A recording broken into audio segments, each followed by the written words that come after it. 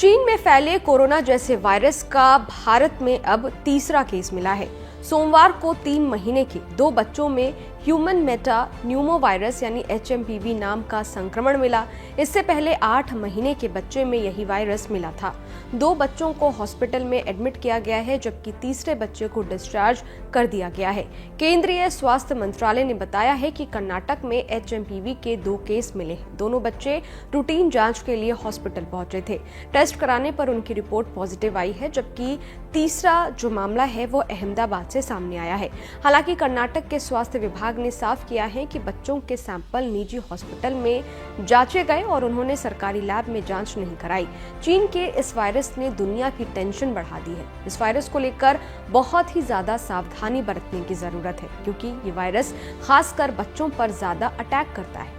ऐसे में चलिए जानते हैं कि इस वायरस के लक्षण क्या हैं और सरकार ने HMPV वायरस को लेकर क्या गाइडलाइंस जारी की है। HMPV के बढ़ते मामलों के बीच इमरजेंसी जैसे हालात बनने की बात कही गई थी। हालांकि भारत सरकार ने 4 जनवरी को ज्वाइंट मॉनिटरिंग ग्रुप की बैठक की थी। इसके बाद सरकार ने कहा था कि फ्लू के मौसम को देखते हुए चीन की स्थिति असामान्य नहीं है और सरकार इनसे निपटने के लिए तैयार है। सरकार ने कहा, देश सांस से जुड़ी बीमारियों के मामलों में किसी भी बढ़त से निपटने के लिए पूरी तरह से तैयार है। चीन में फ्लू के बढ़ते मामलों की वजह RSV और HMPV इस मौसम में इन्फ्लुएंजा के सामान्य वायरस हैं। सरकार स्थिति पर कड़ी नजर रख रही है। साथ ही WHO से चीन की स्थिति के बारे में समय समय पर अपडेट देने को कहा गया है।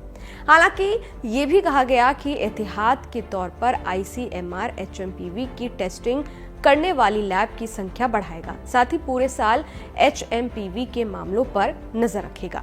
केंद्र सरकार की एडवाइजरी की अगर बात करें तो सरकार ने एडवाइजरी जारी करते हुए कहा है कि खांसते या छींकते समय अपने मुंह और नाक को रुमाल या टिश्यू पेपर से ढकें। अपने हाथों को लगातार साबुन और पानी या अल्कोहल बेस्ड सैनिटाइजर से धोएं। भीड़ भाड़ वाली जगहों से बचें।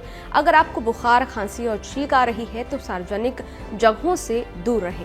संक्रमण को कम करने के लिए कमरों में वेंटिलेशन की व्यवस्था करें। अगर आप बीमार हैं तो घर पर रहें और दूसरों से ना मिलें। खूब पानी पिएं और पौष्टिक भोजन करें। HMPV वायरस के लक्षण की अगर बात करें तो इसका सबसे कॉमन लक्षण खांसी और बुखार है। शुरुआत में इसके लक्षण सामान्य वायरल जैसे ही दिखते हैं, लेकिन वायरस का असर अगर ज्यादा है तो निमोनिया और ब्रोंकाइटिस होने का खतरा भी हो सकता है। इसके अलावा नाक बंद होना और गले में घरघराहट भी शामिल है। HMPV वायरस कितना खतरनाक? HMPV का मेन सॉफ्ट टारगेट बच्चे और बुजुर्ग हैं। ये वही समूह है जो कोरोना महामारी के दौरान भी सबसे ज्यादा प्रभावित हुए थे। HMPV के लिए फिलहाल कोई वैक्सीन उपलब्ध नहीं है। इसके लक्षण सामान्य सर्दी जुकाम जैसे होते हैं, लेकिन इसके कारण गंभीर संक्रमण भी हो सकता है। 14 साल से कम उम्र के बच्चों में इसके मामलों की संख्या बढ़ रही है, जिससे चीन के स्वास्थ्य अधिकारी चिंतित हैं। वायरस के बढ़ते प्रकोप को देखते हुए स्वास्थ्य अधिकारियों ने लोगों को मास्क पहनने, भीड़ भाड़ वाली जगहों से बचने और बार बार हाथों को सैनिटाइज करने की सलाह दी है। क्या HMPV वायरस कोरोना की तरह पूरी दुनिया में फैल सकता है? क्या ये वायरस कोरोना की तरह पूरी दुनिया में फैल सकता है? इसका जवाब है नहीं। ये कोई नया वायरस नहीं है। पिछले साल भी चीन में इसके फैलने की खबर आई थी। साल 2023 में Netherland, Britain, Finland, Australia, Canada और अमेरिका जैसे देशों में भी इस वायरस का पता चला था।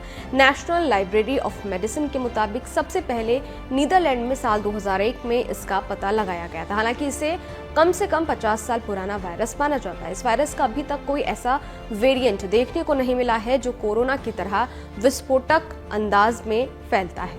WHO ने HMPV को लेकर क्या कहा है? विश्व स्वास्थ्य संगठन यानी WHO ने अभी तक चीन में फैल रहे HMPV वायरस को लेकर कोई अपडेट जारी नहीं किया है। हालांकि चीन के पड़ोसी देशों ने WHO से इस बारे में सही अपडेट जारी करने की मांग जरूर की है। इस वीडियो पर आपकी क्या राय है? ये वीडियो आपको कैसा लगा? कमेंट बॉक्स में जरूर बताइएगा।